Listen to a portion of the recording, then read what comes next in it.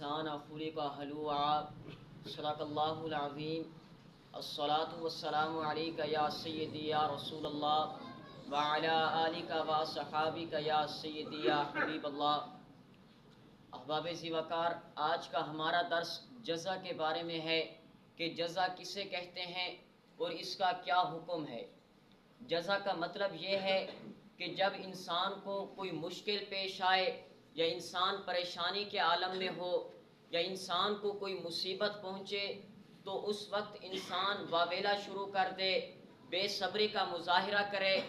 اپنی اس مصیبت پر لوگوں کو آگاہ کرے، تو اسے جزا کہتے ہیں۔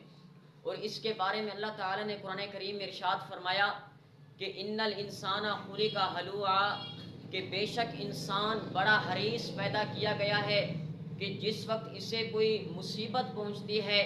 تو یہ گھبرا جانے والا ہے، اور جب اسے کوئی بھلائی پہنچتی ہے تو یہ اسے روکے رکھتا ہے۔ تو اسے آیت کریمہ کی تفسیر کرتے ہوئے مولانا سید نعیم الدین مراد آبادی علیہ رحمہ آپ فرماتے ہیں کہ انسان کی حالت یہ ہے کہ جس وقت انسان کو کوئی برائی پہنچے، کوئی مصیبت پہنچے تو انسان اس پر بے صبری کا مظاہرہ کرتا ہے، اس پر انسان دوسروں کو آگاہ کرتا ہے، اور جب انسان کو کوئی مال وغیرہ، انسان کے پاس مال وغیرہ آ جائے تو انسان اس کو اپنے پاس روکے رکھتا ہے، دوسروں پر خرچ نہیں کرتا۔ اور اس کے بارے میں حدیث پاک میں ہے، حضرت ابو سعید خدری رضی اللہ تعالی عنہ سے روایت ہے کہ حضور علیہ الصلوۃ والسلام نے ارشاد فرمایا کہ جو شخص اپنے رزق پر راضی نہ ہو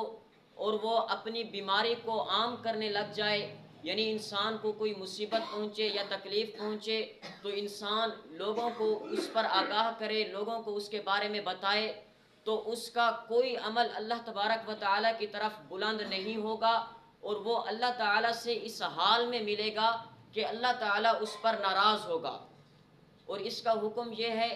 کہ کوئی مصیبت پہنچنے کے وقت یا مشکل کے وقت انسان کا بے صبری کا مظاہرہ کرنا،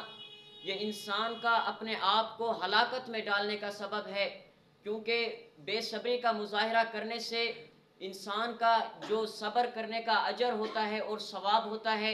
ایک تو یہ بھی ضائع ہو جاتا ہے، اور دوسرا یہ کہ بسا اوقات بے صبری کی وجہ سے انسان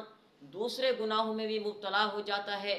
تو لہذا ہر مسلمان کو چاہیے کہ وہ اس سے بچے۔ تو اللہ تعالیٰ سے دعا ہے کہ اللہ تعالیٰ ہم سب کو بھی بے صبری سے بچنے کی توفیق عطا فرمائے۔ وآخر دعوایا الحمدللہ رب العالمین۔